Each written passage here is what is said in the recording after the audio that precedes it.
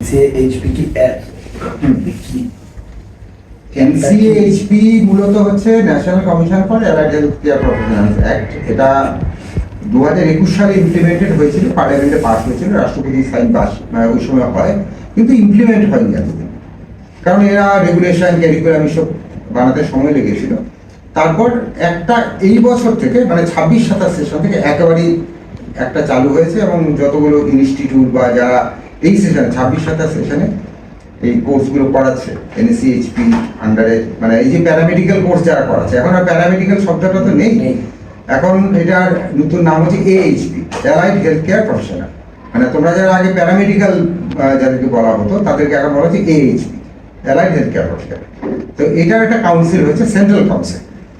এবার সেন্ট্রাল কাউন্সিলের যেটা সুবিধা হয়েছে যে সেন্ট্রাল কাউন্সিলের যে মানে সিলেবাস, আগে কি হতো যে বিভিন্ন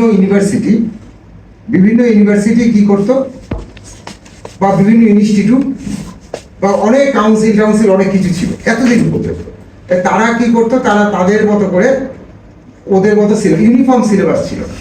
এবার এই কাউন্সিল হয়েছে মানে সিলেবাসটা একটা ইউনিফর্মিটি এসেছে। ওরা যে সিলেবাসটা বানিয়ে দিয়েছে সেটা ডিপ্লোমা, ডিগ্রি বা পোস্ট গ্রাজুয়েট, ওই সিলেবাস সারা ভারতবর্ষে সমস্ত ইনস্টিটিউট ইউনিভার্সিটিতে একই সিলেবাস মানে একই কার্যক্রম ফলো করা হবে, যার ফলে যে রিক্রুটার সেও বুঝে গেল যে কি এক্স্যাক্টলি ওদের মানে নিড আছে, মানে ওরাও বুঝে গেল যে বেসিক্যালি এক্স্যাক্টলি ক্যারিকুলামটা কি।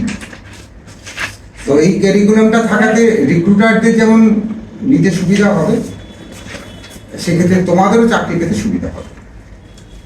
এটার মধ্যে কিছু কোর্স রয়েছে ডিপ্লোমা থেকে শুরু, হ্যাঁ ডিপ্লোমার মধ্যে যেমন রয়েছে ডিএমএলটি, আবার ডিপ্লোমাটি এটা যে ডিগ্রি তার নাম আর ডিএমএলটি নেই, তার মধ্যে মানে bachelor in medical laboratory science হয়ে গেছে।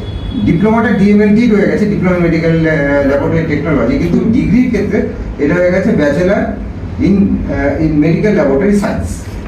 যেমন আগে ওটি টেকনিশিয়ান ছিল, এটার নাম ডিপ্লোমাতে রয়েছে anaesthesia and operation theatre technology diploma. ডিগ্রির ক্ষেত্রেও একই আছে, এটা একই আছে, মানে ব্যাচেলার অফ অ্যানেস্থেসিয়া ওটি টেকনোলজি। নাম চেঞ্জ হয়েছে, কিছু নাম চেঞ্জ হয়নি, ডিপ্লোমা ডিগ্রি একই নাম রয়ে গেছে। কিন্তু ডিগ্রিগুলো বিশেষ করে যে ফিজিওথেরাপি, ডিপ্লোমায় যে ফিজিওথেরাপি, এটা এখনো কাউন্সিলের বিবেচনায় আছে যে এটা কিভাবে ইমপ্লিমেন্টেড হবে, কিন্তু ডিগ্রিটা অলরেডি হয়ে গেছে ব্যাচেলার ইন ফিজিওথেরাপি, এবং এটা কিন্তু ইউজি নিটের আন্ডারই হবে। অন্যান্য যেসব পরীক্ষাগুলো আছে ডিগ্রিগুলো এবং ফিজিওথেরাপি 5 বছরের কোর্স হয়ে গেছে, 5 ইয়ার্স মানে ডিগ্রি কোর্স হয়ে গেছে। আর অন্যান্যগুলো এখনো ইউজি নিটের আন্ডারে আসবে কিনা, ডিগ্রিগুলো ইউজুয়ালি আমার যেটা মনে হয় যে এই বছরে সব আসেনি, তো আগামী বছর থেকে এগুলো ইউজি নিটের আন্ডারেই আসবে।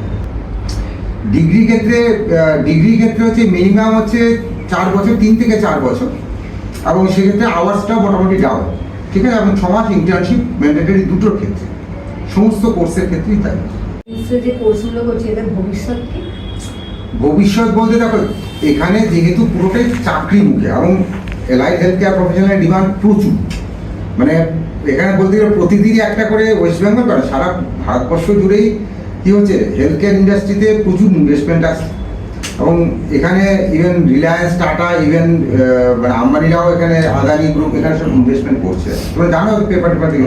ফলে দেখো যেখানে এত ইনভেস্টমেন্ট সেখানে allied health care professional qualified বা স্কিল প্রফেশনাল অভাব সাংঘাতিক, ফলে টেকনোলজি আছে।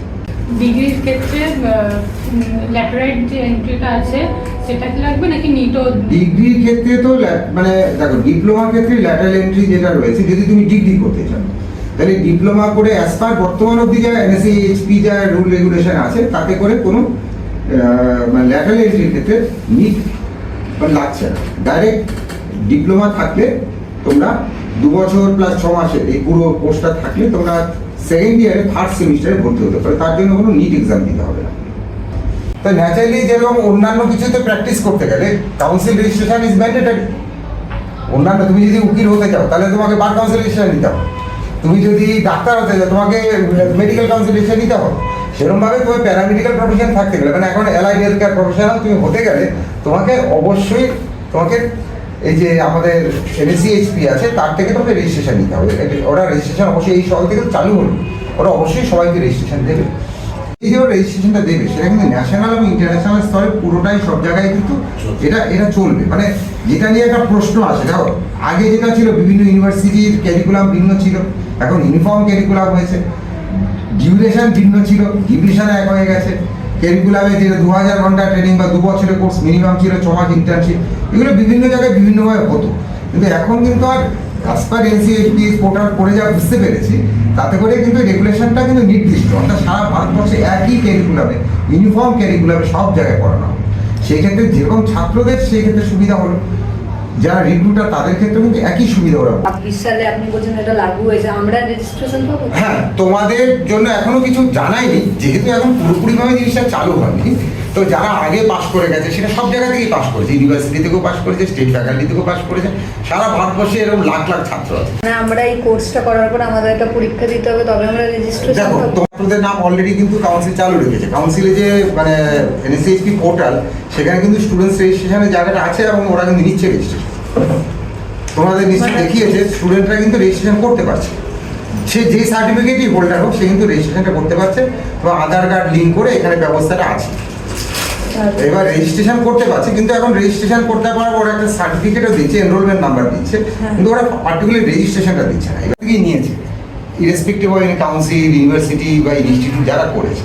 এবার যেগুলো ওদের ঠিক লাগবে সেগুলো ওরা দেবে, এবার যেগুলো ওদের ফেক লাগবে সেগুলো ওদের নাও দিতে পারে। কতটা চান্স আছে আমরা পাবো কি? না না, তোমরা যেখান থেকে পড়ছো, হ্যাঁ। তো এইটা তো মানে আমাদের বাবা ফরিদ ইউনিভার্সিটির সঙ্গে আইএমএ প্যাক্ট হয়ে গেছে। আগে কি হচ্ছিল দেখো, আইএমএ থেকে যে কোর্সগুলো হচ্ছিল সেই কোর্সগুলো নিয়ে আলটিমেটলি পশ্চিমবঙ্গ সরকার থেকেও মানে একটা দুটো রিজেকশন হয়েছিল, এবং আর বাকিরা কিন্তু এখানে সরকারি জায়গায় চাকরি পেয়েছে, কোনো অসুবিধা হচ্ছে না। হওয়ার পরে সুপ্রিম কোর্টে এটা একটা ভার্ডিক্ট এসছে, এবং একটা ছেলে মানে জয়ন্ত পাঠক বলে একটা ছেলে, সে কিন্তু সুপ্রিম কোর্টে ভার্ডিকে আজকে কিন্তু কাটোয়া ব্লাড ব্যাংকে চাকরি করছে, মানে আজকের দিনে চাকরি পেয়েছে মানে সুপ্রিম কোর্টের ভার্ডিক্টে। ওরা আইএমএ সার্টিফিকেট 100% ভ্যালিড, কিন্তু এনএসিএইচপি লাগু হওয়ার পর আইএমএকেও কিন্তু একটা ইউনিভার্সিটির সঙ্গে যুক্ত হলো। বা আইএমএ বাবা Farid university of health science, ওরা যেহেতু ন্যাশনালি ওরা করছে, বাবা Farid university of health science হচ্ছে পাঞ্জাব গভর্নমেন্টের ইউনিভার্সিটি, তার সঙ্গে ওরা মানে মিলে জয়েন্ট সার্টিফিকেশন করবে এই 26-27 সাল। আচ্ছা, তার মানে আমাদের বাবার চান্সটা রয়েছে। হ্যাঁ, তোমাদের অসুবিধা হবে না, কারণ এটা লাগু হয়েছে 26-27 সালে। যার ফলে 26-27 সালে আইএমএর সার্টিফিকেট সুপ্রিম কোর্ট ভ্যালিডিটি দেওয়ার পরেও কিন্তু ওই এনএসিএইচপি নিয়ম অনুযায়ী তাকে ইউনিভার্সিটির সঙ্গে যুক্তই হবে। উইদাউট ইউনিভার্সিটি মানে আমার যেটা মনে হয়, যা টোটাল দেখে বুঝতে পেরেছি, উইদাউট ইউনিভার্সিটি কিন্তু করতে দেবে না।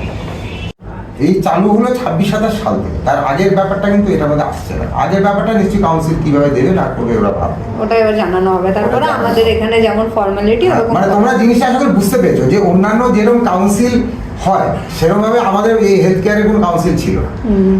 আমাদের এছাড়া সব, ইভেন ধরো ফার্মাসি কাউন্সিল ছিল, ওই কাউন্সিল রেজিস্ট্রেশন ছাড়া তুমি ফার্মাসির না একটা দোকান করতে হবে না কিছু করতে পারবে।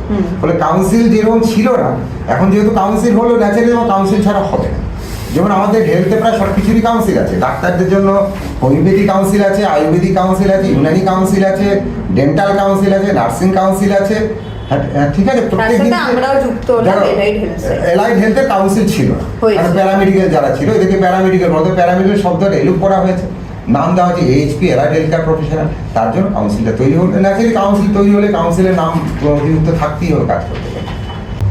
যেরকম হয় নার্সিং হলো বা ধরুন কোনো ধরনের পরীক্ষা দিয়ে তো যেমন সরকারি এতে তো কাউন্সিলিং এ বসায়। হ্যাঁ, তো আমাদের মানে আমরা তো 25 সালের কোনো কাউন্সিলিং হবে না, তার মানে আমরা কি সবকিছু দিয়ে দেওয়ার পর আমাদের কোনো কাউন্সিলিং হবে? হতে পারে। দেখো এখন সবই আর কি ইফস এন্ড বাটস এর মধ্যে আছে। আরেকটা কথা বলুন, যে আগে যেরকম কি হতো যে কোথাও ধরো সায়েন্স ছাড়া ভর্তি হলো, কোথাও সায়েন্স নিয়ে ভর্তি হলো, এখন কিন্তু এনসিএইচপি থেকে মানে এই মানে এলিজিবিলিটি এন্ট্রি কোয়ালিফিকেশনটা ম্যান্ডেটরি করে দিয়েছে। স্যার আমার যেমন সায়েন্স ছিল না, আমারও ছিল না।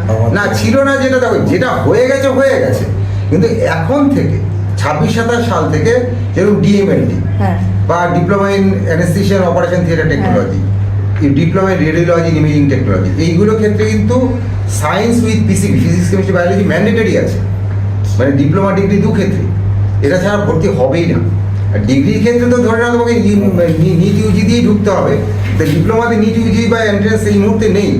তো কিন্তু ওখানেও কিন্তু তোমার পিসিবি থাকতে হবে এবং সায়েন্স থাকতে হবে। এছাড়া একমাত্র অপটোমেট্রির ক্ষেত্রে এখন যেটা দেখলাম ওদের সিলেবাস, সেক্ষেত্রে সায়েন্স লাগছে না, শুধু এইচএস হলেই হয়েছে। অপটোমেট্রি ডিপ্লোমা সার্টিফিকেট পাওয়ার পর, এবার সার্টিফিকেট পাওয়ার পর তুমি ইন্টার্নশিপের সুযোগ পাবে। দেখো আমরা কি করছি, আমরা যে 2 বছর প্রোগ্রাম, 2 বছর প্রোগ্রামের মধ্যে তোমাকে আমরা 1.5 বছর পড়িয়ে 6 মাস আমরা সমস্ত আগের ব্যাচগুলি তো খবর নিয়ে দেখো, ওদেরকে আমরা কিন্তু সব হসপিটালে পাঠিয়ে দিয়েছি। ওরা সব হসপিটালে ওখানে 8 ঘন্টা করে ডিউটি করে, প্রায় 1,500 ঘন্টা ডিউটি ওখানেই করে নেয় ওরা, করে কিন্তু মোটামুটি স্কিলড হয়ে যায় ওরা। তা ওখান থেকে একটা সার্টিফিকেটও পায়, তারপরে ওরা তো পরীক্ষায় বসছে, তারপরে ওদের যে সার্টিফিকেশন সেটা ওরা পাচ্ছে, পাওয়ার পরে ইন্টার্নশিপটা হয়। ইন্টার্নশিপটা আমরা গভর্নমেন্টেও করাই, গভর্নমেন্ট মেডিকেল কলেজ হসপিটালেও করাই, প্রাইভেটও করাই। তা আমরা প্রাইভেট বেশি পছন্দ করি কেন, কারণ প্রাইভেট থেকে আবার প্রাইভেটে এমপ্লয়মেন্টটা ভালো হয়। কারণ ওরা অ্যাকচুয়ালি কী দেখো, আমাদের স্বাস্থ্য ব্যবস্থাতে সত্যি কথা বলতে বলছি তোমাকে, তুমি যেমন তোমার একটা বাড়ির লোক অসুস্থ হলে তুমি চেষ্টা করো মণিপালে বা এরকম বড় হসপিটাল ভর্তি করতে, আমরা গভর্নমেন্টের ওপরে এতটা ইনফ্রা গভর্নমেন্টে একটু কম আছে। গভর্নমেন্ট হয়তো কাজের সুযোগ অনেক বেশি আছে, কিন্তু বড় বড় মেশিনারিজ নিয়ে কাজ করার সুযোগটা একটু কম, যেটা প্রাইভেটের মধ্যে আছে। ফলে যারা অ্যাকচুয়ালি তৈরি তারা বড় বড় প্রাইভেট সেক্টরে কাজ পেয়ে যায়। এখন যেহেতু দেখো সরকারি তো বেশিরভাগই হচ্ছে কন্ট্রাকচুয়াল জব, তাই তো? যার ফলে কি হয়, মানে এখন ভালো প্রাইভেটে যদি পেয়ে যাও, ধরো আমাদের বেশিরভাগ চ্যানেলটা lot of student Lupin Tata অ্যাগেনস্টে কাজ পেয়েছে, এবং আমরা লুপিনে কিন্তু প্রচুর ছেলে পাঠাই, এবং লুপিনে কাজ পাওয়ার ফলে ধরো এদের স্যালারি 25,000 টাকা থেকে শুরু, প্লাস ধরো প্রভিডেন্ট ফান্ড গ্র্যাচুইটি সবই আছে। আর কন্ট্রাকচুয়ালে তো তোমার কোনো কিছু নেই, প্রভিডেন্ট ফান্ড গ্র্যাচুইটি 2 বছর 5 বছর যাই কন্ট্রাক্টে, তারপর তোমাকে রাখবে কি রাখবে না গ্যারান্টি নেই। তবে এখন একটা ভালো কাজ হলো যেটা, সেটা হচ্ছে এনএসএইচপি হওয়ার পর এই যে ডিসক্রিমিনেশনটা চলে গেল, ডিসক্রিমিনেশন চলে গেল যে এ খারাপ, এ কম, ও ভালো, সে ভালো থাকছে না। যেহেতু সিলেবাস ক্যারিকুলাম সবাই এক, এনএসইপিএইচ মেনে যারা চলবে সবার সার্টিফিকেটের মূল্য এক। সো দিস এ ভেরি মানে ভাইটাল পয়েন্ট, যেটা নিয়ে আমাদের কী হয়েছিল যে অনেক কেস হয়েছিল, জানো কিনা জানি না, অনেক কেস হয়েছিল। এই রিসেন্ট একটা কেস আইএমএ সার্টিফিকেশন করছে নেবে না, চাকরি পেয়ে তারপর ওকে দাঁড়িয়ে দেওয়া হয়েছিল, তারপরে ওরা হাইকোর্টে গেছে, সুপ্রিম কোর্টে গেছে, জিতেছে, তবেই চাকরিটা পেয়েছে। তাহলে আইএমএ সার্টিফিকেটে ভ্যালিড। তাহলে কী হচ্ছে না, এই ভ্যালিডিটি নিয়ে একটা বিরাট কোশ্চেন ছিল, এই কোশ্চেনটা সলভ হচ্ছে। এই একটা যেহেতু ইউনিফর্ম ক্যারিকুলাম, ইউনিফর্ম এই ডিউরেশন, টোটাল জিনিসটা ইউনিফর্ম হচ্ছে পুরো ভারতবর্ষ জুড়ে। ফলে এই যে মানে একটা ডিফারেন্স হচ্ছিল যে এইখান থেকে এই পাস, সেখান থেকে পাস করলে আমি নেবো, ওখান থেকে পাস করলে নেবো না। সে এনএসইপিএইচে তো মানে যেটা এইচপিতে হলো, ন্যাশনাল মানে হেলথ কমিশন থেকে যেটা তো মানে তৈরি হলো, মানে আমাদের এরা হেলথ কেয়ার প্রফেশনাল যে কাউন্সিল হচ্ছে, সেখানে কী হচ্ছে, প্রত্যেকটা ক্যারিকুলাম সারা ভারতবর্ষে একই, এবং প্রত্যেকে একটা কাউন্সিলেরই আছে। সেক্ষেত্রে যে চাকরির ক্ষেত্রে যেটা ডিসক্রিমিনেশন ছিল, যে এখান থেকে পাস করলে নেবো, ওখান থেকে নেবো না, ওই জায়গাটা অনেকটা